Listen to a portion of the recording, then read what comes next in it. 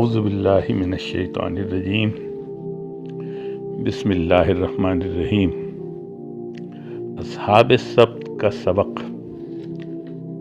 حضرت موسیٰ علیہ السلام کی شریعت میں ہفتے کے دن کاروبار زندگی اور شکار کی ممانعت تھی۔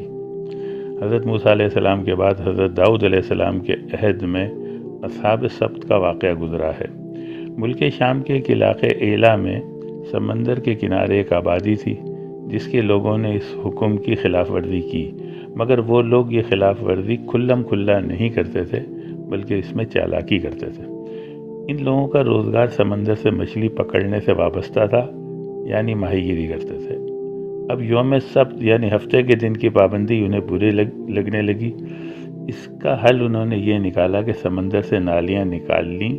ہفتے والے روز یہ لوگ نالیاں کھول دیتے تھے اور مچھلیوں کو حوض اور تالاب وغیرہ میں جمع کر کے اگلے دن پکڑ لیتے تھے۔ اللہ نے یہ بھی آزمائش رکھی تھی کہ ہفتے کے دن مچھلیاں زیادہ آتی تھیں۔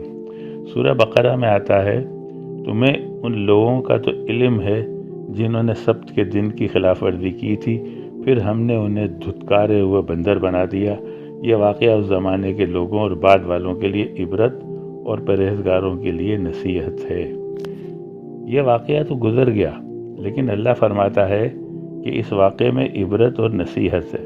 یہ عبرت اور نصیحت مچھلی کو چالاکی سے پکڑنے سے متعلق نہیں ہے، بلکہ ہر وہ کام جسے شریعت نے منع کیا ہے، اس کی چالاکی کے ساتھ خلاف ورزی کرنے والوں کو انتباہ ہے۔ کئی ایک مثالیں دی جا سکتی ہیں، لیکن کسی کو ٹارگٹ کرنا مقصد نہیں ہے۔ بس اتنا کہنا کافی ہے کہ کسی حرام چیز کو جگاڑ کر کے حلال نہیں کیا جا سکتا۔